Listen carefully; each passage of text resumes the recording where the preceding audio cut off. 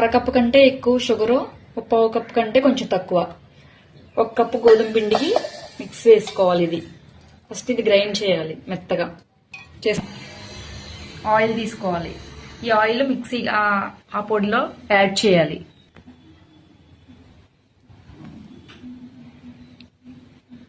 ఇది గ్రైండ్ చేసుకోవాలి.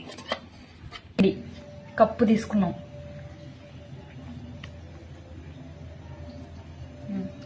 ముప్పావు కప్పు శనగపిండి యాడ్ చేసుకోవాలి.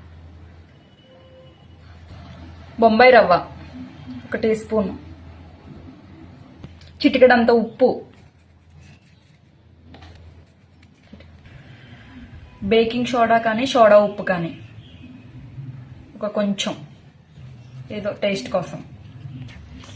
మనకి ఇందులో వాటర్ ఇది కన్సిస్టెన్సీ సరిపోకపోతే కొంచెం వాటర్ యాడ్ చేయకూడదు. కొంచెం ఆయిల్ కానీ నెయ్యి కానీ యాడ్ చేసుకుని దీన్ని ఇలా ఫింగర్స్తోనే కలుపుకోవాలి. గట్టిగా కలుపుకుంటే బిస్కెట్స్ అనేవి చాలా గట్టిగా వస్తాయి. అందుకని ఫింగర్ మూమెంటే ఇవ్వాలి.